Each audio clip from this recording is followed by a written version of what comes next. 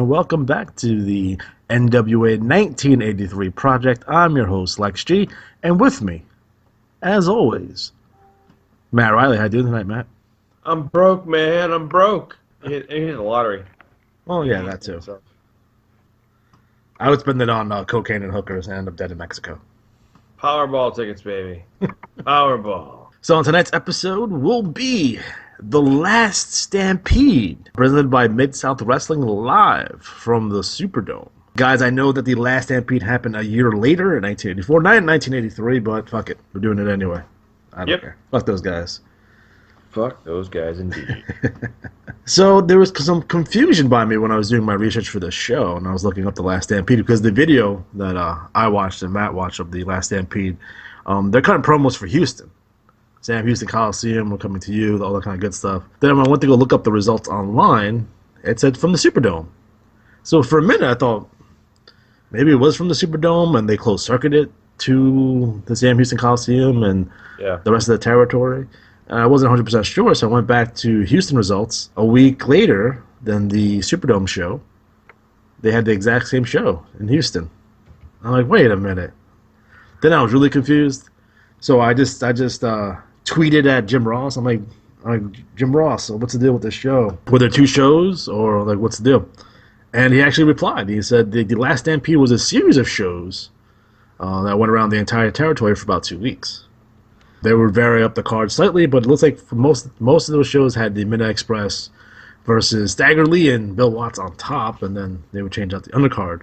Although the Houston results are exactly the same from the Superdome results, so there you go. So kind of like the Great American Bash, they used to do that. Dusty used to do it in Crockett, where they had the bashes that went around the entire country in these big stadiums, and they had different matches for every show, war games, and you see random matches like Road Warrior Hulk versus Ric Flair and that kind of shit. Very similar to they did in the Last Stampede in 1984. Now this is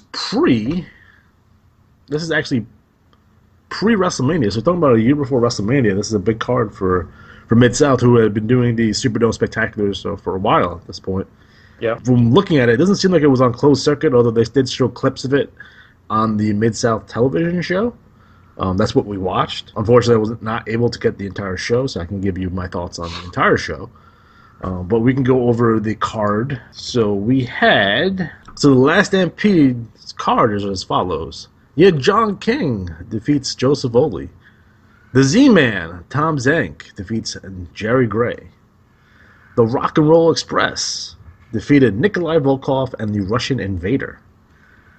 Buddy Landel defeats Lanny Poffo. Kerry Von Erich defeats Professor Ito. Terry Taylor defeats Butch Reed by disqualification. The Midnight Express defeats Bill Dundee and my main man, Porkchop Cash. Damn it. And for the Mid-South North American title, Mr. Wrestling 2 defeats Magnum TA. Was that when he was a heel? That's after Mr. Wrestling turned on Magnum. And then in a coal miners Russian roulette match, Jim Duggan defeats Crusher Darso.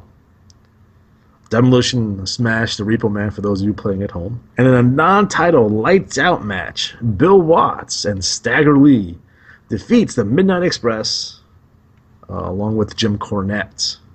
Now my card for the Last Stampede 83 is as follows.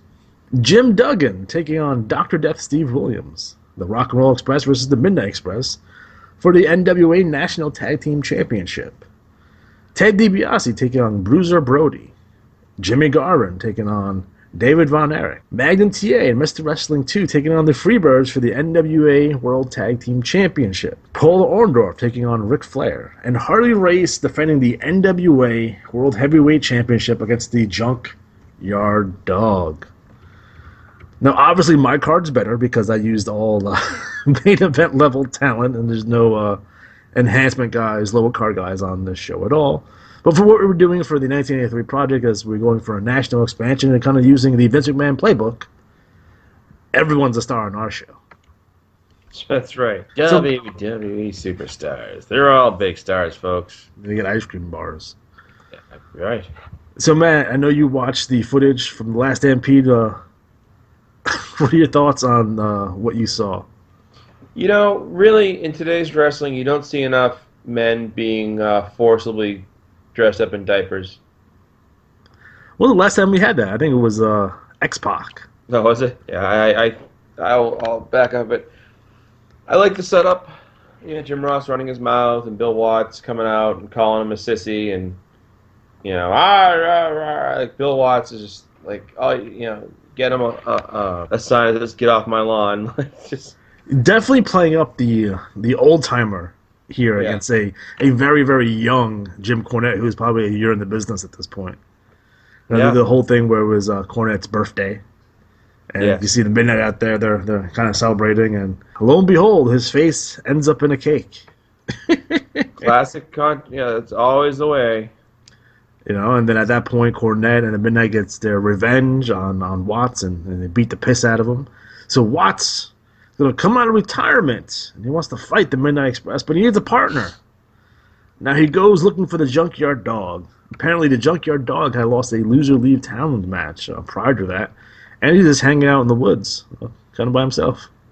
Bill Watts and Jim Ross go to the woods of North Carolina and meet up with the Junkyard Dog. And JYD, I guess to his credit, states that, you know what, I'm a man of my word. I'm not going to go back on it. I lost the match. I lost the stipulation. I'm not coming back. Sorry to disappoint you guys. But there might be a guy down the road, down the street, that might help you. And that man is Stagger Lee.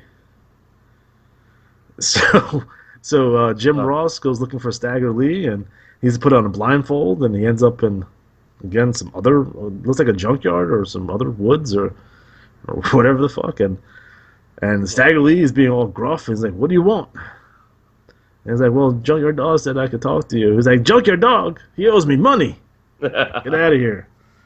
And then Jim Ross explains the situation to Stagger Lee, and then Stagger Lee accepts the match. So it's Stagger Lee and Bill Watts taking on Jim Cornette and the Midnight Express. Now, the setup for this is, hey, listen, as the authority figure, and Bill Watts was the authority figure, I can't fine him because his mom pays all the fines.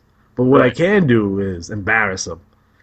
So what he was going to do is, after they win the match, they're going to put Corny in a diaper and put him in a dress, and and there you go. Let's embarrass the shit out of him. Yeah, the whole diaper thing. It went from a dress to a diaper, Yeah. and the whole like powdering him and everything else, and like he almost took a little too much care doing it. Now, often the WWF gets knocked for being cartoony, silly wrestling, where Mid South gets a pass as super serious, and we're all about work rate and Right. workers and that kind of stuff. But not for nothing, if you watch a lot of Mid South wrestling, they used to do fucking gimmick matches up the ass. Yep. Like, obviously, on this show, we see a coal miners Russian roulette match, which I'm assuming was Spin the Wheel, Make the Deal, version 1. I guess it ended up being what the fuck's a coal miner's glove? Well, if I remember correctly, they were basically just like a wood stove glove with studs on it, Yeah. and I don't know why, like a heavy glove with some studs on it. Maybe the idea was like coal got trapped in there, and it was if you got punched by that, it was terrible. I thought it might have been like steel plated, like steel tip boots and shit like that. Yeah. Oh, that was the concept. But we've seen other matches like that before, where he had Ted DiBiase and Jim Duggan in the loser leave town tuxedo coal miners glove steel cage match. Which is why the fuck is Jim Duggan in a tuxedo anyway? Yeah. But the thing that makes it work is Bill Watts. He makes this shenanigans fucking work because he's ridiculously serious. Like, he's not playing this for laughs. He's playing this for keeps. Right. So he goes over how dangerous. He brings up the coal miners glove and then shows you how dangerous it is. And if a man gets hit in the head with this, their career, their life could be over. So they took a lot of this Memphis stuff because Bill Dundee was the booker at the time. A lot of the cheesy kind of, oh, we're gonna tar and feather you and birthday cakes and that kind of shit that they do over in Memphis for laughs, for comedy, and they brought it over to Mid South and did it super serious, and it worked. Overall, I mean, the match is lackluster. You have an over the hill, Bill Watts at that point. You have JYD, who's not the greatest worker in the world. The Midnight Express did what they could to save it. But the match itself is not something you would be like, oh, I'll put this on tape for one of the top 5 best matches of all time. But it didn't have to be. It drew money. So there you go. But I get it's funny how people think about Mid-South and they think about WWF and like you couldn't really tell which one was cartoony. Although Mid-South was very innovative. They came out. They had music videos and other shit. I mean, they weren't the first ones to do them. I think World Class had done them earlier. But they had a good crew of guys in terms of backstage guys. They had Joel Watts who went to work for WWF and did a lot of their promo packages and videos. Obviously, Jim Ross. You had Cornette back there running his mouth. You had Bruce Pritchard helping them out too. So overall, I thought what I saw was like, okay, I want to see the whole card, and if someone has access to the entire card, I definitely want to check it out. Especially that the Rock and Roll Express versus Volkov and Russian Invader, that seems interesting to me. And then Kerry Von Erich versus Professor Ito, also very interesting to me. Although I do remember Terry Taylor and Butch Reed feuding over the television championship, I think it was at the time. Though my memory is not the best anymore. Our Last Stampede show is obviously superior. Again, we have the benefit of foresight here. And again, what we're trying to do in the 1983 project is we're really kind of taking the Vince McMahon playbook and applying it to the NWA 1983 for a national expansion. The use of celebrities and hitting these big towns like Los Angeles and San Francisco and going to Houston and really kind of getting all the territories together, to really preemptive strike on Vince McMahon because he hadn't gone national yet. Although he was testing the waters at this point. I think at this point he hadn't even left the NWA before he walked out. And that famous NWA convention when Ole Anderson cursed him out and him and his dad and Jim Barnett left. So because you could look back, and guys, this is available on YouTube. Go back and watch All American Wrestling. This is WWF All American Wrestling in 1983. It really was All American Wrestling. And what I mean by that is that they would have like 2 or 3 WWF matches. But you saw David Von Erich on there. You saw Hulk Hogan on there from like the AWA. You saw Crockett matches on there. You saw matches from all, like Gordon Soley's commentary. They had matches from Puerto Rico in Spanish.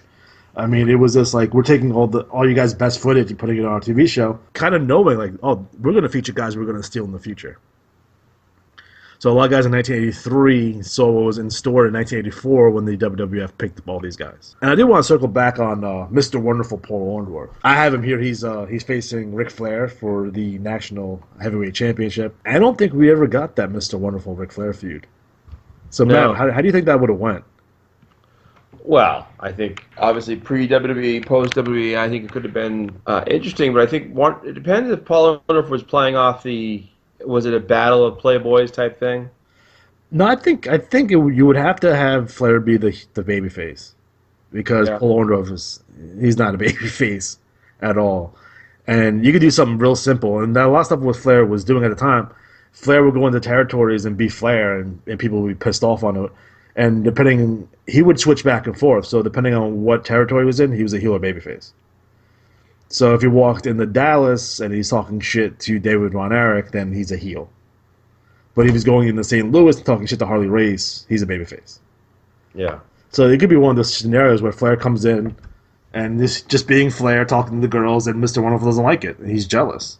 And he gets mad, and no one gets more angry than Mr. Wonderful Paul Orndorff. He's a scary motherfucker. No one gets more angry than Mr. Wonderful Paul Orndorff. Oh, he's like punctuated words. And if you want to see how angry he gets, watch the Hogan-Orndorff feud, where it starts off with all Mr. Wonderful is trying to call Hulk Hogan on the phone. He doesn't pick up. Yeah. And he like destroys everything. He gets so mad. And that starts their feud. Yeah. Because Mr. Wonderful's a fucking psycho. He beat up Vader, by the way. Oh, really? The WCW. This is after he retired. Oh, jeez. So this is how much of a badass that Mr. Wonderful is. And it's funny, I think Flair would have had really good matches with them because Flair had to carry guys that weren't great workers, that were muscle guys. So he had good matches with Nikita Koloff, he had good matches with Luger. He was carrying these guys. But Mr. Wonderful could work, and he had a fantastic look. So I think those matches would have been fantastic. Although Flair wouldn't want to take that pile driver, though. He puts his hands out. It's fucking weird. Yeah. Yeah. Me. So I always find it funny that that some of these early events, especially like Last Stampede is, the biggest example. I'm assuming it wasn't closed circuited. I'm assuming there's no videotape of it. And this is the time where videotape is really getting into its own. And everyone's taping all their shit at this point. That's why there's so much tape of everything around this period. Would it be people taping it off their VCRs? And if you're a person who tapes something off their VCR and put it on YouTube, thank you, because I've stolen it all. I constantly watch those stuff. But commercial releases probably wouldn't get prevalent for like another year. And the WWF really hit home on those commercial releases, like the best of WWF Volume 1, Coliseum Home Video. And that would really come out in 85, probably right after WrestleMania, I think. I'm not 100% sure. But the funny thing about Coliseum Home Video is that Vince didn't own it. He had partners. And his partners were distributors of video cassettes. And their other business was porn. Nice. So, but it goes into pornography here for a second. Let me digress. Me personally, I'm not an expert on porn in general terms, but from what I understand, pornography is kind of the genre that pushes technology forward. Because usually porn companies do a lot of, I guess, research and development on what's the next new thing, what's the, how can we get our product out there, because they're porn because they have to.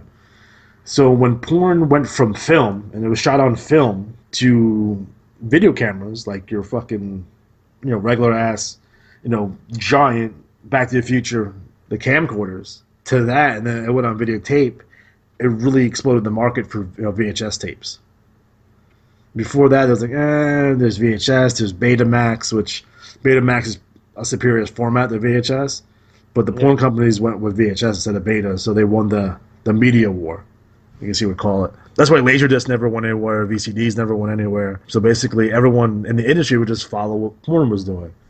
So porn was able to have commercial releases of the pornography and not have to worry about it being in movie theaters and that kind of shit. You can bring it home. That kind of really started the genre of professional wrestling. So you will get the best of WWF Volume 1 and WrestleMania 1, which I think the first one was a highlight video because... And then the second release was a full-length one, because I have the first one, signed by Hulk Hogan, by the way, the WrestleMania 1. But also, WrestleMania 1 was broadcast on television, too. It was on NBC. A lot of people don't know that. That's because Vince and Dick Ebersol were really good friends, and Dick Ebersol, people might know him, he's NBC Sports, he was the head of NBC Sports. His wife actually did commentary on WrestleMania 2. Susan Santana. So, like, he would be producing a lot of the WWF pay-per-views as a kind of a side gig. So it goes back to WWF's curious relationship with NBC, Saturday Night's Main Event, and the fact that Universal owns both NBC and USA networks and that kind of stuff. So they go back a long. Now, Mid-South did do some commercial releases, because I have a couple of them. Some of them involving midgets. They're much later, though. And then Memphis had their releases that I found at, like... the drugstore for $3. It was funny because they would have a picture of Hulk Hogan on it, but they only have one Hulk Hogan match on it versus like getting beat up by Jerry Lawler. Yeah. But that's how I discovered Memphis wrestling. Was these video cassettes at like our local drugstore. It was Genevieve's. Was our local drug. It was before everyone became a CVS or a Walgreens. But yeah, it's I think overall it's very curious to me kind of how the formats kind of worked. And actually they did release WrestleMania 1 on Laserdisc, and if you can find that, it's very expensive. It goes for about $200. But Laserdisc is superior to VHS tapes, so interesting to note there. Now in the Superdome, and this is the April 7th, 1984 show, they did 23,000 people at Superdome, which is a drop in the bucket for the Superdome, but the Superdome had different configurations anyway for basketball and other shit. So I don't know if you can call that a sell or not, but it's a big fucking number though. You figure the Garden's probably doing only like 20, 21 at the time. So yeah, trying to fit that in the Superdome, I think did extremely well. Now there's later shows in the mid '80s late '80s that they're only drawing like 6,000 people in the Superdome, and that's a cavernous building, not to have a lot of people in there. So and expensive to run. So that is the Last Stampede. And you guys have any memories of the Last Stampede, or maybe you watched it or were at the event, or watched the same video I did on YouTube, because that's out there. Again, it's just the main event. And the setup, the promo packages for the main event is available on YouTube. Remember the universal rule: never bring a cake to ringside. And Cornette would do that in fucking Oh at yeah, it Smoky happened a Mountain couple all of the time. times. That's part of one of the, Fantastics did it. Rock and Roll Express did it. yeah. So, and we forget sometimes how good of a talker Jim Cornette is. Like, watch a Jim Cornette interview. It's fucking amazing. Probably now it's all about preference between him and Bobby Heenan. Yeah. But the difference between Bobby and Cornette is the way they're produced. So Bobby Heenan would be 3 minutes, you're out, right? In, out, so we gotta say something funny. Cornette will go on these fucking 11-minute fucking promo rants. And there was a rib, they'll want to see how long he can go. And he was talking about 9 different shows and the 5 different guys that he was managing and that kind of shit. But yeah, Cornette's awesome. I met him at a Ring of Honor show here in New York. And he is much bigger than you think. Yeah? Now, usually I say wrestlers are much smaller than you think, like Bret Hart and Rob Van Dam. Yeah. Who are bigger than. But Jim Cornette is a fucking big guy. Huh. Yeah, he was surprised. I was shocked. He autographed his book for me, which was awesome, and he did an autographed picture of him falling off the scaffold. Oh, no. Yeah. So I'm actually going to an autograph signing on Saturday. Oh, Four Drop Cash? No, I wish he was there, but I am going to be. Now, the Bret Hart tickets are sold out. I wasn't able to get a Bret Hart ticket, although I go to these every year. They happen twice a year here in New York. It's the big event for those of you who are interested. And what I do, I hate to say it, but I usually go for, like, the legends. And I stay away from, like, top guys and girls.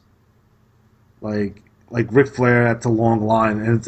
And you're only there for 3 hours. So you got to pick and choose. And there's so many guys there. Yeah. You got to pick and choose carefully. I'm going to spend an hour and a half online for Bret Hart, or I'm going to get, in that same time frame, get 6 or 7 different autographs and pictures. So, again, it's kind of like you really got to bide your time. So, like, their featured guests is that Tito Ortiz, which is interesting. Sting, which you know that line's going to be fucking insane. Bret Hart, which you can't even get online for. Harley Race, I already got his picture and autograph. So, Mike Tyson, Dennis Rodman, Alberto Del Rio, Christy Hemme, Christian Cage, Mandy Leon are your headliners. You stay away from the girls because the girls' lines are always fucking huge. Really? They're long as shit. And I was surprised. When I went to WrestleCon when they had WrestleMania in New Jersey, like these girls had they had the longest fucking line. So you stay away from them. Plus my wife's with me, and that's always an awkward. Like, I'll take a picture with me with this sexy girl. And the wife. Yeah. But like guys that I'm interested in getting autographs for, they get Sid Vicious. That's a good one. The Young Bucks. I hope their line is not too long. Chris Daniels. Cody Rhodes. I like to get Corey Graves. Demolition. I want Corporal Kirshner, just so I can have a Corporal Kirshner autograph. Mean Gene Okerlund. Ron Simmons. Bob Orton. Butch Reed. Jimmy Hart. Rocky Johnson. Tony Atlas. Greg Valentine is probably the ones I'm going after. Let's see if I get them all. Ashley Mazzaro is interesting there because it's funny. I'm outside smoking cigarettes with Ashley Mazzaro and what I believe is Harley Race's wife. It was really awkward. Really? Yeah, so that was a weird scenario. So, guys, we want to bring up a topic that was suggested to us on our Facebook page, and we want to talk about some masked wrestlers. And I was wondering if I should include luchadors or not include luchadors because we're going to do a whole lucha show in a couple of weeks. But I am going to include them. I think obviously when you go about top masked wrestlers of all time, you would start at Rey Mysterio. Would you concur on that? Yeah, I would. So what made Rey so good and so memorable? Rey Mysterio I think it was that it was so small that really stood out, and that he was so fast. And he made his matches competitive, even though you thought this guy's going to get smushed. Yeah. If you're just a fan watching, you'd be like, why is that dude wrestling a giant? Like, that guy's not a giant. The other dude's just really small. Or in some cases when he's wrestling like Kevin Nash. Yes. He beat Kevin Nash, too, which is an awesome episode of Nitro. And then obviously him getting fucking thrown into the fucking side of the trailer, and they were able to do a lot of things with him. But I think his popularity exploded when he went. He took off his mask for a while in WCW. I think it was Jericho. It may not be Jericho, but I think it is Jericho because Jericho had this gimmick where he was taking Luchador's mask and kind of like bringing them to the ring as trophies, which was a cute little angle he was doing. But when he came to the WWE, he put the mask back on, and the kids really loved him. He was like super super over. Won the World Heavyweight Championship. That was a good moment. And he would always come out with like different for WrestleMania. He would come out with different kind of like costumes. Like he'd be Spider-Man or the Joker or Captain America or the Flash, and some of those were really really cool. He did beef up towards the end of his career. He's pretty stocky now. We think he weighed originally. It had to be like 150 maybe. Oh yeah, he was tiny. I mean, that's the thing though. As a guy working with him, if the guy you're lifting up is minuscule, it makes you look like a powerhouse too. Yeah, you really throw him around. One of my favorite masked wrestlers of all time, La Parka, the chairman of WCW. Yes. What are your thoughts on La Parka? I I watched him a lot, and I think it was CMLL or AAA, one of the two. I forget which one. But I loved the Thriller dance music. That was my favorite part of La Parka. Yeah. Just coming out to the dance and the really awful dance. He's someone for someone who's wearing a mask. He exuded charisma. Yeah. You know what I mean? He would do like he'd take the chair and play like a guitar. He'd do the fucking cheesy dance, and he was really good in the ring too. Bigger than most luchadors in terms of size, but was doing all the same moves. It's funny when you play NWA WCW Revenge, he starts the match off with a chair, which is fantastic. Now, in terms of masked wrestlers, I guess you would. Where would you start? Would you start with the Destroyer, Dick Beyer? Yeah, I think so. From NWA. The early days. Still fucking alive? Yeah, I think so. Ah, okay. So obviously, Dick Beyer, the Destroyer. If you followed him in Japan or in NWA Hollywood, for lack of a better term. He was also Dr. X, where he won the AWA World Championship. So I believe he was the first masked man to win a North American Heavyweight Championship, which was a big deal. Could not win the NWA World Championship because we all know that masked men are ineligible to win the NWA World Championship. That's right. And if some of you don't know what we're talking about, there was a point where the Midnight Rider had defeated Ric Flair for the NWA World Championship. And if you guys know the Midnight Rider, and it goes back to Stagger Lee a little bit too. Like Dusty had lost a loser leaves town match and would come back as the Midnight Rider, but everyone knows Dusty Rhodes, and they would drive the heels crazy, like they would try to prove that it's Dusty Rhodes and all that shit. But part of the heat, so Midnight Rider comes in, and part of the heat of that angle was he beat Ric Flair. But then Kevin Sullivan comes out, he's like, Bob Goggle, tell him to take off the mask, take off the mask. He won the belt, he has to take off the mask, blah, blah, blah. I think it was Goggle at the time. And he was like, all right, you don't have to show everyone else, but you got to show me, I'm the NWA president, who you really are. So Dusty did not take off his mask, handed the belt back. The belt went back to Flair, and now Sullivan and Dusty are off again on their feud. Which is an amazing angle because, you spent all this time kind of making the heels look bad, but they finally fucking got you on that one. So, Dick Beyer the Destroyer, if you guys, 86 years old, by the way. He still wears the mask. He still wears the mask. But he's probably, I will say, though, I think a lot of the mask stuff that was fun with the wrestlers was you had to work harder because you couldn't see their facial expressions. Yeah, you don't have the long hair. Right. Facial expressions. Unless you were the Irwins. Remember they had the masks? Yeah, fuck those guys. The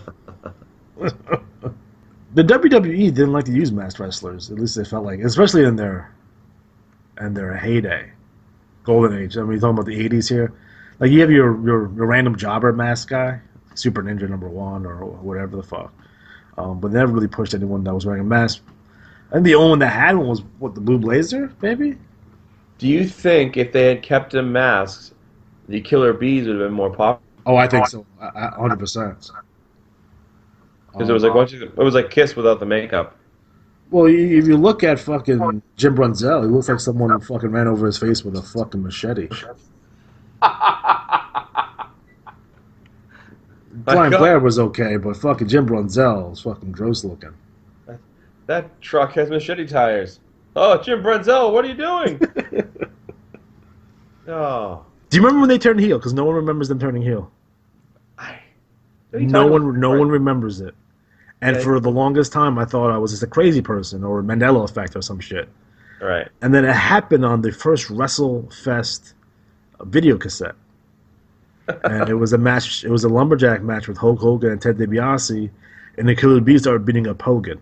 Now, a lot of people say and speculate that the Killer Bees were already out of the WWE, and in an effort to make them look bad, they had two guys put on the mask and just beat it because they wore the mask the entire time, and they beat the shit out of Hogan to kind of lose their momentum because they were super popular for a split second.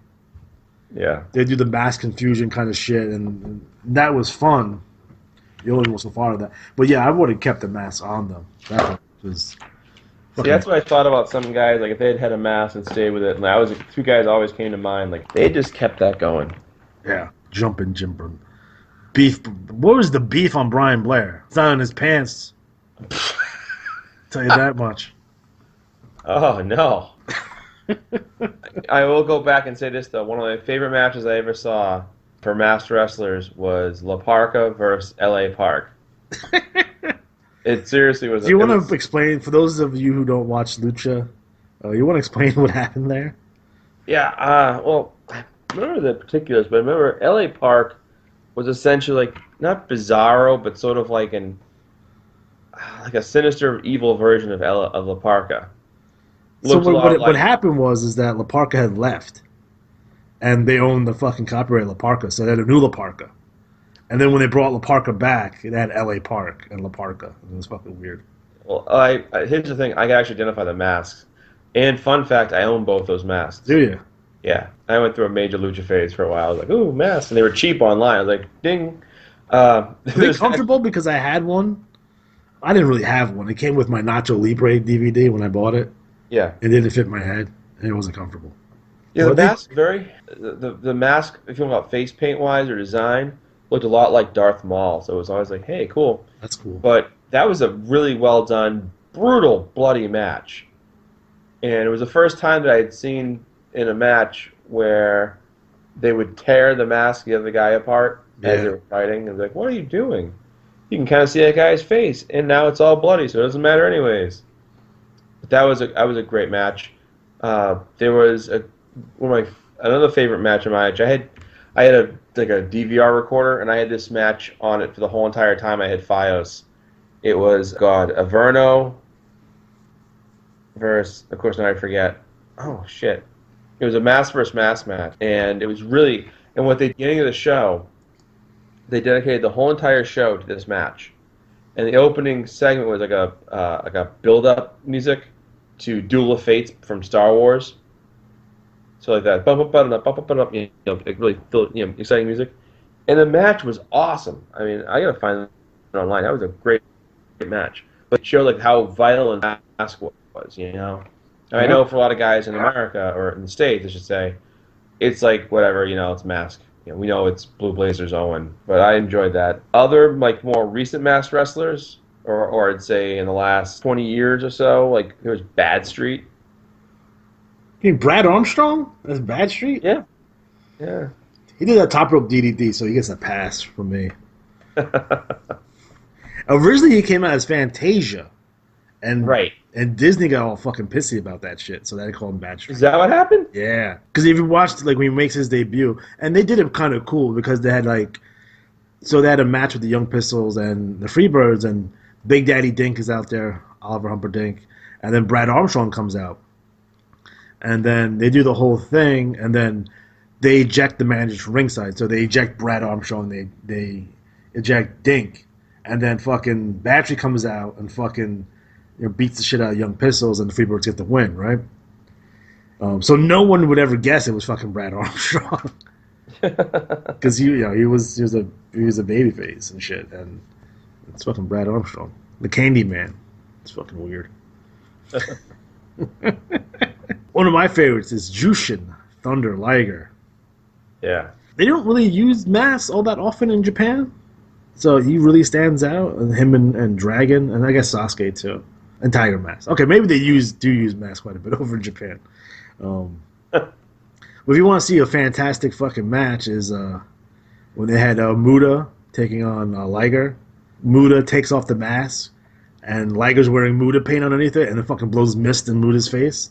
That was so well done. It was fantastic. Obviously, we just mentioned him, Tiger Mask. Yeah. The guy who invented modern wrestling, you can say. Some people will say that. I don't know if I'm going to say that, but people do say he invented modern wrestling, along with the Dynamite Kid and some other guys. And that's a gimmick that's still going on to this day. We just saw Wrestle Kingdom, and Tiger Mask was on, a new Tiger Mask, and they have a new anime out, which I have to catch up on. I've been negligent on keeping up with that, but it looked really good. And for those of you who are, I'm not going to watch it because it has subtitles and it's Japanese, you can go fuck yourself. Fuck those guys. For real. If it's good in any language. I don't give a shit.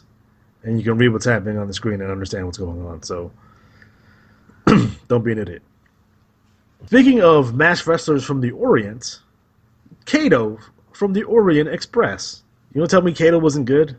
Oh, God, I forgot about that. Yeah, it's Paul Diamond underneath that for those of you who are so inclined to know that information. That's bad company. Is it me? Everyone go back and Google a picture of Kato. Did they make the eyes on the mask slanty on purpose, you think? Oh, no. I think they did. Oh no. Go back and check that. Now, I might be just bugging out or whatever the fuck, but I think his eyelids are fucking slanty on the fucking masks. Kato, huh? Yeah. Oh, I gotta see. It's going to bother me. Dirty Yellow Dog, Brian Pillman's take on the Minute Rider Stagger. Well, the first one was Barry Windham. Right, Barry Windham was first. And they did that in Florida, and they brought that shit back. And that's when Brian Pillman said, "Johnny, don't be bad. Johnny, be gay." Yes. And that was uncomfortable for everyone. It was uncomfortable for me when I watched that when I was 10 years old. Are his eyes slanted?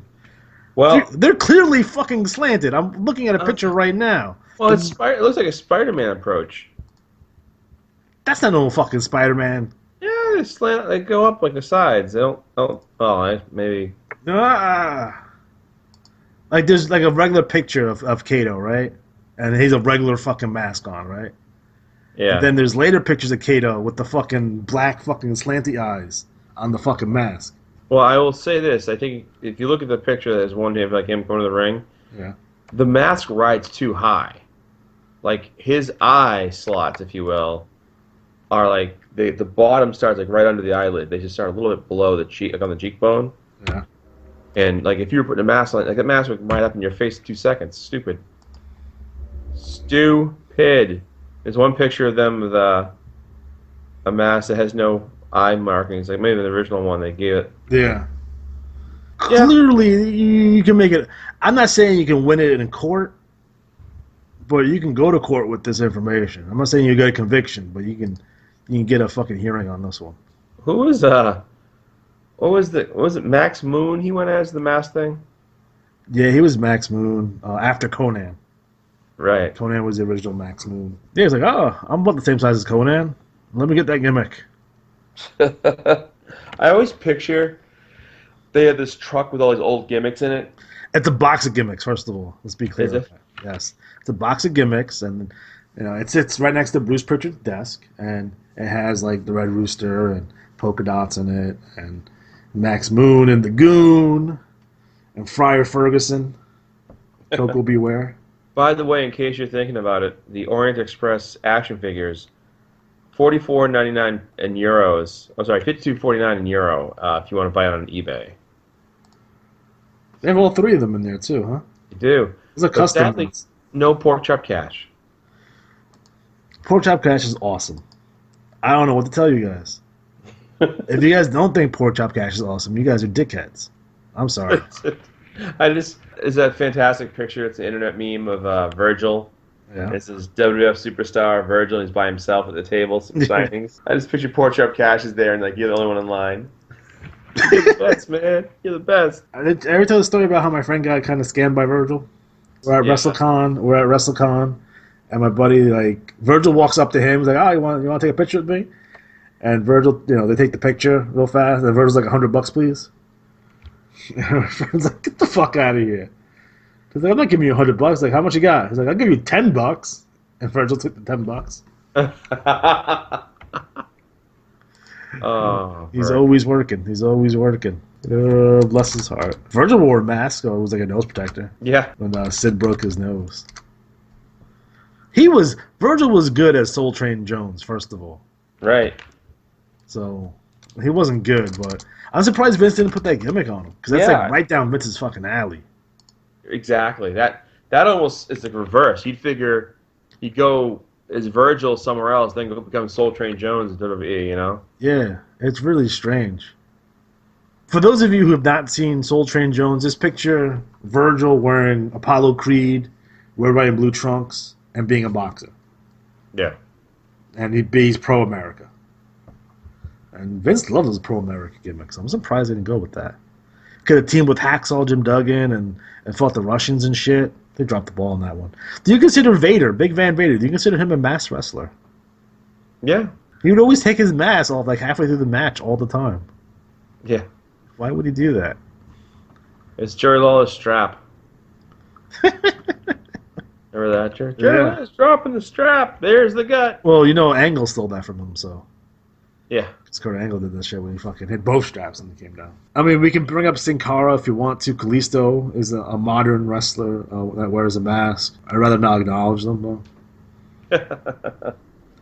Kalisto's okay. That fucking Sin Cara, I don't know what the fuck happened there. Well, remember the ill-fated, what was it? They were the Matadors, and then they were... That's a different Spanish guys, you racist. What? Those are different Spanish guys, you racist. No, I know, but there was a thing of the brothers, Epico and Primo. They're cousins. They were the Matadors. Yeah, now they're Shining Stars. What's that? Yeah, I know. There was something else in between. Weren't they something else, too? I don't know what they were in between, but they've always been jobbers. Yeah. Primo is actually a good worker, too. He's a Cologne. Well, both Colognes, technically. Yeah. Well, that's Carlito's little brother. Do you consider the Machines as masked wrestlers? Yeah. And racist? And racist? Like, they were from Japan, but none of them were Japanese. Just, Go back. Let's go back and watch a Machines promo, especially the one when they go buy the car. Now, these guys obviously don't know Japanese, so they're just saying, Isuzu, Toyota, ho, ho, ho, ho, ho. Oh, no. Yeah, no, it's in bad taste, but it's awesome. Fuck it. We as a society have to stop being so sensitive. Because if it's funny, it's funny. Now, there's a difference between being funny and fucking being in poor taste. Right. There's a line, and I think I'm one of the few people that know what the line is. So I'm the only man out there who will tell you if something is actually racist or not. That's right. Let's go with intent, people. Intent. Who do you like better, El Santo or Blue Demon? Blue Demon. Really? Why? Sidney Lucha. I buy it. Have you ever watched any of their movies? I tried a few times. They're so awful. Oh, terrible. Now, guys, take your American B movie, right? But then just take the quality down a lot more to like D. Yeah. And then bring it to Mexico. Like it's El Demon and El Santo versus the Mummy. Yeah. Those are so awful. I had a hot take for you. Blue Demon's a better worker than El Santo. Oh, hot take. Oh, that's true. Fucking Mil Mascaras, man. Mil Mascaras sounds like he's a goddamn road warrior. Like I've watched a lot of Mil Mascaras matches over the years and recently when preparing for some stuff. And you watch Mil Mascaras, he fucking doesn't sell shit. No. And he doesn't do jobs. I don't think he's ever lost. It was like, holy shit. I heard he's a dickhead too. I don't know that for a fact though, because I never met him. Well, that's what the rumors I hear. What about the Ultimo Dragon? You look at Ultimo. They fucked up. They fucked up in WCW because they called him Ultimate Dragon for a while, and they went to Ultimo Dragon. But Ultimo was Spanish for last, so he's supposed to be the last dragon because he was supposedly the last student of Bruce Lee, which I don't think the time frames match up at all. Yeah. Because he would have been like -5 years old. But he was so good. He was ridiculously good and had that J Crown and wore it on American television, which included that WWF Light Heavyweight Championship too. And then the WWF finally figured it out. That was one of their belts. Right. They had to pull it. He's one of those guys. He's like Muda, but he's like Mexico Muda. That makes sense, yeah. Because Muda made his name for himself in America, where Dragon made his name for his Mexico. So if Ultimo Dragon was born in 1966, what year did Bruce Lee die? 70. I think 73? Yeah, 3 or 4. 73. So you're telling me that a 6-year-old Japanese boy was in China or in San Francisco, right, getting trained by Bruce Lee at 6 years old? Am I Sure. supposed to buy that shit? Well, they start younger at that age. You know, fucking the guy's over in Mexico. Oh, he's Japanese. That was the last student of Bruce Lee. Bruce Lee is Chinese. They won't know.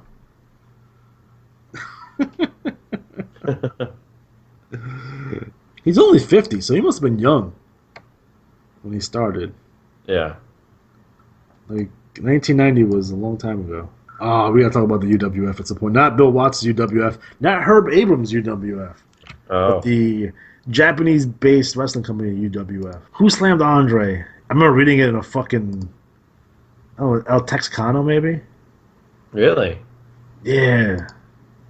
Like they slammed fucking Andre, and that was a big fucking deal. So I think that was before Hogan. Well, it doesn't say.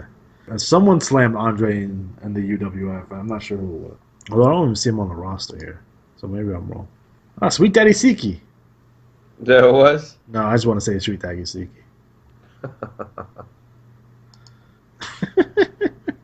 Maybe it was a UWA. Maybe I'm just stupid. I'm gonna look. I know Harley Race slammed Andre, but that doesn't count because Andre was like only 300 pounds. That doesn't count. It was El Connect who slammed Andre. Oh, man. Which he's a big star in fucking Mexico. El Connect. Same age as my mom. Yeah, we're gonna do a whole show on Mexican wrestling when we go to EMML in Mexico for their 50th anniversary show, which happened in 1983. So we'll get into more detail on Mexican wrestling at that point. But in terms of mass wrestlers, I think we covered them all. Unless you want anyone else you want to bring up. No, it's Talk about Mr. America. If I want to. Or my favorite luchador of all time, Juan Cena. Yes. That's a story that needs to be told at some point. The Ballad of Juan Cena. So, today being March 3rd. Yeah, March 3rd. Some interesting stuff going down in TNA wrestling. Actually, Impact Wrestling, I'm sorry. So, it's going to take me a while. As of today, we saw appearances by Dutch Mantel, Bruce Pritchard, and we saw Alberto El Patron, Alberto Del Rio, win their World Heavyweight Championship today, which I think would air in 2 weeks. What are your thoughts on Del Rio winning their World Championship and their rash of releases as of late? I think it's good move for them. Well, I think at this point they're trying to rebuild, so Right.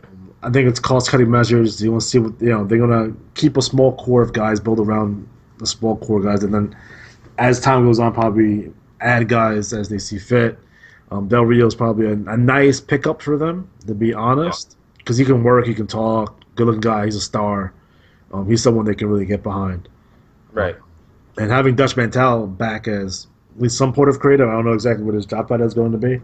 When TNA, in my opinion, when TNA was at their peak, we're talking about right when Samoa Joe came in, and it's Samoa Joe versus AJ Styles versus Christopher Daniels, and you had the Samoa Joe Kurt Angle thing going on. I think that was 2000. That was like 11 years ago. Jesus Christ. Yeah. I think that was their creative kind of peak there, and it was Dutch Mantel who was kind of leading the charge. I think Russo was there, Cornette was there too, but Dutch is a good guy to have. Super creative guy, good booker. I mean, if you want to pick someone with an old school mentality that's still around that can still book for you, Dutch would be the guy. Yeah. I'm surprised they didn't use him in a creative position in the WWF, but I love the Dutch Mantel is awesome, by the way. Go back and watch Dutch Mantel matches. Watch his promos. He is the prototype Steve Austin. He is Steve Austin version 1. Really? Yeah. Because he was a tweener. Clearly a tweener. Now, you can say that everyone in Memphis was a tweener, but he was a tweener. They're like, I don't care if I have to beat up Jerry Lawler or Bill Dundee. I want to make money and win championships. And whatever that means, that means. You know what I mean? Yeah. So people would piss him off. He didn't give a shit if it was Jerry Lawler as a babyface. He beat the shit out of him. And some heel was fucking with him, beat the shit out of him too. So very much a prototype of Steve Austin. And not for nothing, he's the one that gave Steve Austin his name. Oh, wow. Because he was booking USWA at the time when Steve Austin came in. And at that point, Steve Austin was Steve Williams. He was like, we already got a Steve Williams. Come back with a name. And Austin couldn't come up with a name. He was like, here's Steve Austin. And Steve was like, I don't want to be the $6 million man.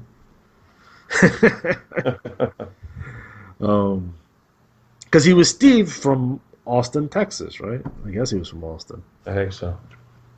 Victoria, Texas, I think he's officially built from. But Dutch is from Oil Trough, Texas, I think. Or Oil Trough. Where's Dutch Mantel from? One of the hairiest motherfuckers on the face of the planet, too. Yeah, ugh. Yeah, Oil Trough, Texas is where he is.